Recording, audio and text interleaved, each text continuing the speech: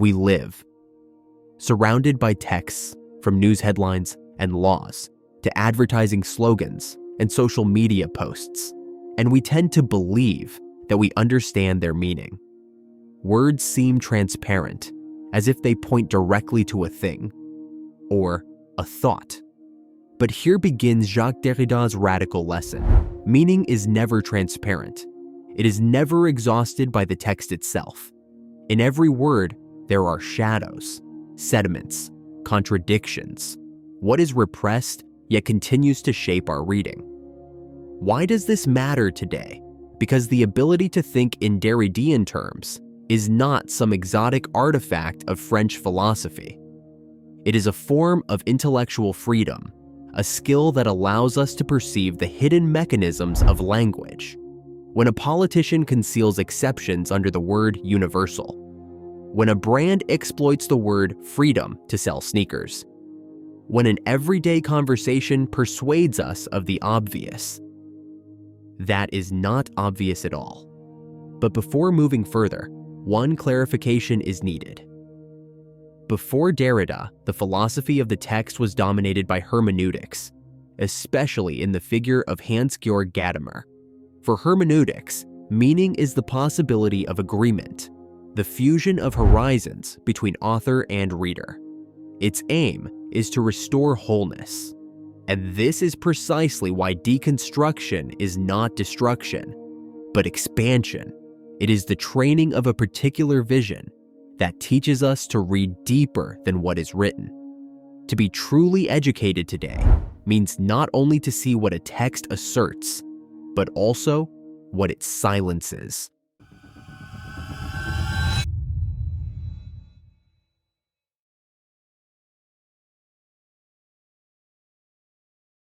To understand where deconstruction comes from, we must return to three figures who prepared its ground: Nietzsche, Heidegger, and Saussure. Nietzsche was the first to undermine the belief that truth is something stable and eternal. His famous formula strikes like a hammer blow. What then is truth? A mobile army of metaphors, metonymies, anthropomorphisms. For Nietzsche, truth is not a light shining through the ages. It is a play of language that has forgotten its origins. And not by chance, Nietzsche was above all a philologist, a specialist in ancient Greek texts. This attentiveness to the word, to its historical layers and transformations, would later become Derrida's weapon. Heidegger went further. He spoke of the destruction of the history of ontology, the need to dismantle, layer by layer, the strata of Western metaphysics, which had always placed the idea of presence at its center. For Heidegger, the task of philosophy was not to build new systems, but to free thought from the habit of searching for an immutable core. He read the ancient Greeks in the original, not for the sake of academic clarity, but for what he called the breathing of being, the rhythm of language. This tone is directly inherited by Derrida.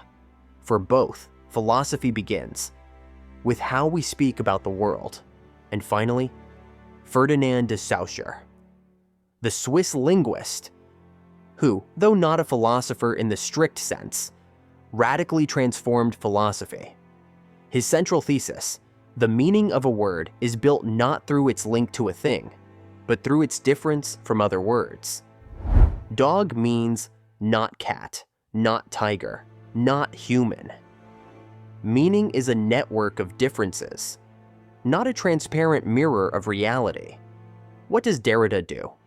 He weaves these three lines together. For Nietzsche, he takes suspicion toward truth as a fixed concept. From Heidegger, the task of dismantling habitual foundations. From Saussure, the idea that language functions through differences, not essences. And here his central gesture emerges. If meaning is always deferred, if every statement conceals the trace of what it excludes, then philosophy should not be the construction of systems, but the attentive unmasking of these fractures. Thus, Deconstruction enters the stage. Notice, already here, a dispute with hermeneutics appears.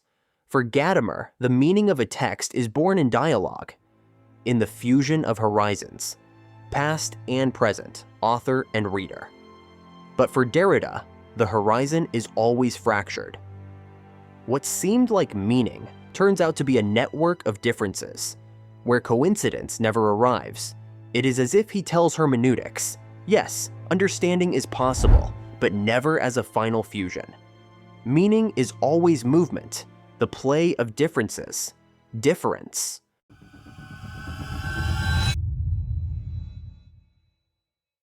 In 1968, Jacques Derrida published a text with a mysterious title, La différance. On the page, the letter A in speech, no difference at all, and in this tiny letter hides an entire upheaval. Writing reveals what the ear cannot hear, but what nevertheless determines meaning. In French, différer means both. To differ and to defer. Derrida fuses these two senses. Meaning is born through difference. A word never has meaning by itself, but only in contrast with other words. Meaning is never complete. It is always deferred, slipping away, carried into a new context. Derrida loved to show this gesture. He would present students with the letter A, visible but inaudible, and then say, "You hear it?" "No." "But you see it." Here philosophy becomes almost theatrical. We confront the fact that meaning always lives in the interval, between the visible and the audible, between presence and absence. As he wrote in Margins of Philosophy, meaning is never present. It is always deferred, always in the process of differing from itself. And here we see how radically Derrida diverges from hermeneutics. For Gadamer, understanding a text is the path toward the fusion of horizons. We gradually clarify, refine, and in the end, understand the author better than he understood himself. For Derrida, however, difference makes any final fusion impossible. Horizons never fully coincide, meaning always slips away, leaving behind a trace. Where hermeneutics sees a process of restoring meaning, deconstruction sees an endless play of differences. But this is not an abstract game. Difference manifests itself every day. A politician's tweet, for some, a sign of determination, for others, proof of cynicism. The same text splits into opposite meanings, and the more we argue, the clearer it becomes. There is no final center. A meme today, a joke tomorrow, a password for a community. The day after, an advertising slogan. A meme lives because its meaning escapes and relaunches itself. Artificial intelligence. An algorithm writes text or music. Who is the author? The programmer? The model? The user? Here we see the radical embodiment of difference. Meaning belongs not to a single origin, but to a network of interpretations. Difference is neither a method nor a system. It is a word that names the fundamental instability of meaning. And the paradox is this, that very instability is the source of richness. Meaning is always more than we anticipate. If this thought resonates with you, that truth is never fully given, but always born in the play of interpretations, subscribe to the channel. Here, we continue this conversation, from Nietzsche to Foucault, from Kierkegaard to contemporary debates about language.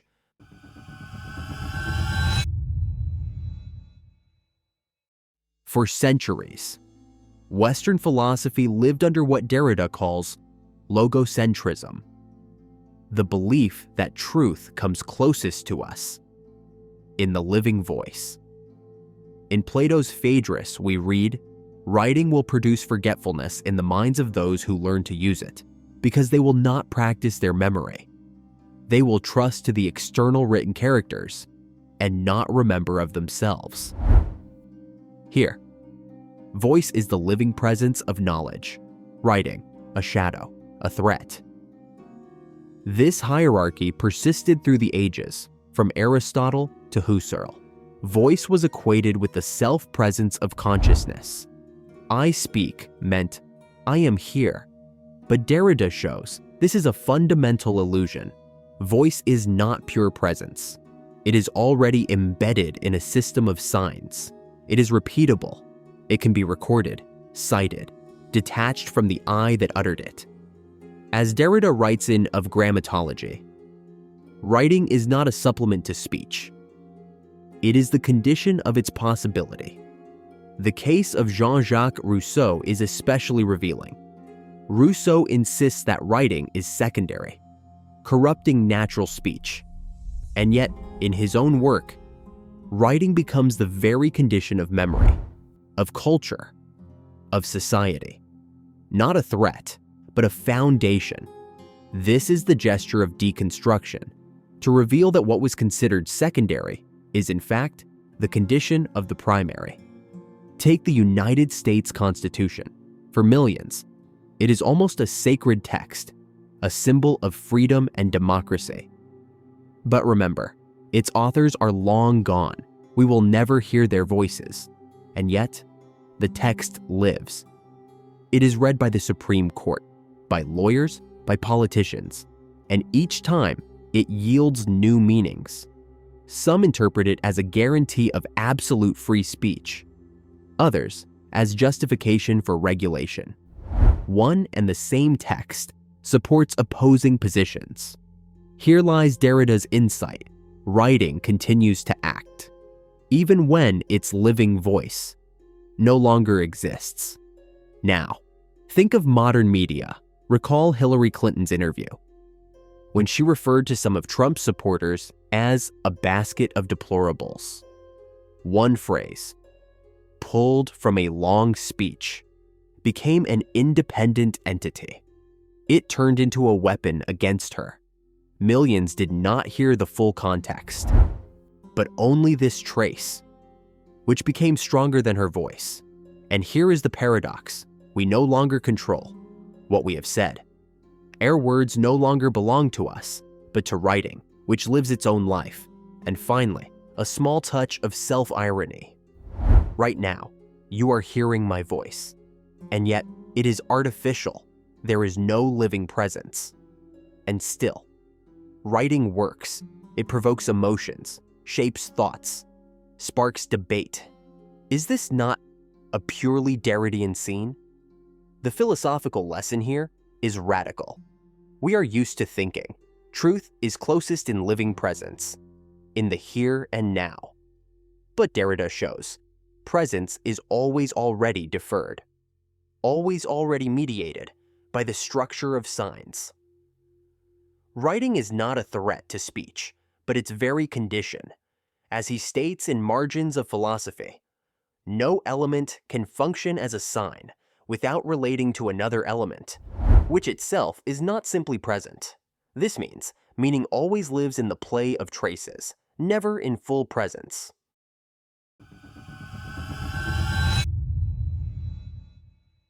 Now, let us see how deconstruction works, not in abstraction, but in a living text. Derrida always emphasized, philosophy must read texts from within, not attack them from the outside. And this is the very strength of deconstruction. Take the United States Constitution. It opens with the words, "We the people." These words sound like a universal promise of inclusion. But whom did they actually include in the 18th century? Women? No. Enslaved people? No. Indigenous nations? Even less so. We turned out to be universal, only by virtue of exclusion. And here lies the paradox. The strength of the text rests on what it silences. As Derrida wrote, every text bears within itself the trace of what it excludes. Deconstruction does not destroy the Constitution. It reveals its internal aporia, universality, built on exclusion. All right, let us leave the Constitution and move to contemporary politics. Consider the political slogan, "Make America Great Again." On the surface, it is simple, a promise to restore greatness. But what exactly was that golden age? It is never named. It cannot be pointed to. The slogan functions only as a reference to an absence. Its force lies in the way it operates through difference. The promise is deferred, the meaning slides, the horizon is never reached. Or think of Nike's slogan, "Just do it." At first glance, nothing could be clearer, but do what? The text is silent, and it is this silence that makes it universal. Everyone fills it with their own meaning. The slogan works precisely because it draws on the unspoken, on hesitation, weakness, doubt. What is repressed becomes the source of energy. Here we encounter what Derrida called the supplement once thought secondary, but which suddenly proves to be the condition of strength. What unites these examples? In every case, the text functions, not only through what it asserts, but through what it hides, represses, defers. This is what gives it power. And here, the contrast with classical hermeneutics becomes clear. Hermeneutics would say, interpret the text to restore its authentic meaning. Deconstruction says there is no authentic meaning, nor can there be. Instead, there is a field of aporias, where the text says more than it intended, where each act of reading generates new differences. Thus, philosophy steps out of the university classroom into the very heart of everyday life, from constitutions and politics to marketing and memes.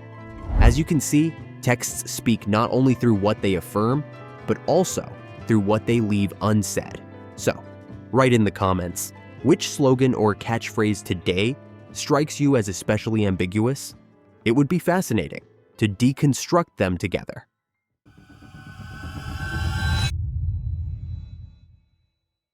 Today, when people say deconstruction, they often mean something entirely different from what Derrida actually wrote. The word has fallen victim to its own popularity. Journalists call any critique of stereotypes deconstruction. Architects use it for experimental projects. Chefs apply it to salads taken apart into ingredients. But in the philosophical sense, this is almost always a mistake. First, deconstruction not equals destruction. The term deconstruction is often heard like a sledgehammer to break down a text. But Derrida meant the opposite. Deconstruction is a procedure of attentive reading. You demonstrate how a text rests upon hierarchies, speech over writing, truth over opinion, center over margin. And then, you show that the privileged term depends on what it excludes. Thus, in Plato's Phaedrus, writing is condemned as dangerous. Yet it is precisely writing that makes memory possible.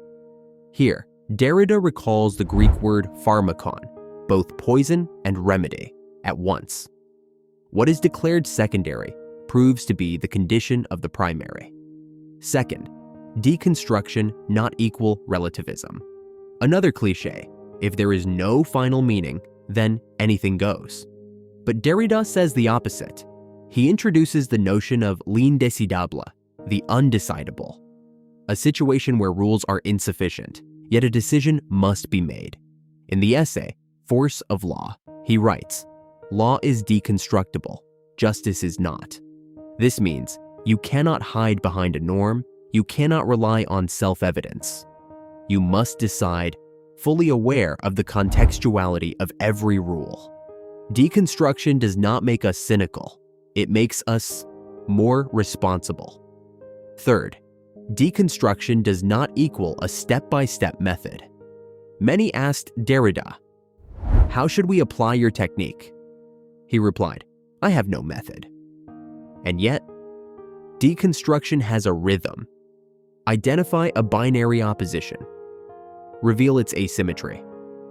Uncover the dependence of the privileged term on what it excludes. Invert and displace the opposition Showing it is not absolute. This is not an algorithm. It is a discipline of attention to traces, to supplements, to difference. Fourth, deconstruction, not equal the meaning in the author's head. Hermeneutics, in Gadamer's version, claimed the reader's task is to meet the author's horizon, to restore meaning through dialogue. Derrida objects, authorial intention never seals off meaning. Every text is iterable. It can be quoted, transferred, torn from its context. This is not a failure of communication. It is its very condition. Therefore, context is never closed. The conclusion: meaning is not a secret in the author's mind, but a network of discernible traces that we connect through interpretation. Fifth, the famous formula: there is nothing outside the text does not mean the world does not exist. Derrida is not denying reality. He says there is no external point that can definitively anchor meaning. Even facts reach us through procedures of writing, genres, formats, protocols, science, law, history. All are systems of textualization. We do not abolish the world, but we must recognize access to it. Always passes through discursive practices, and here, the main rupture with hermeneutics becomes clear. For Derrida, the work of reading is movement within difference, where meaning never coincides with itself. Hermeneutics seeks harmony. Deconstruction reveals aporias. Hermeneutics hopes for a final synthesis. Deconstruction insists there is no finality, and this, precisely, is the truth of the text. Thus we arrive at the essence. Deconstruction is not destruction, not skepticism, not mere wordplay. It is a discipline of reading that reveals hidden hierarchies and dependencies, teaches us to see aporias, where decisions are still required, strips away the illusion of self-evidence, and at the same time keeps the horizon of justice open.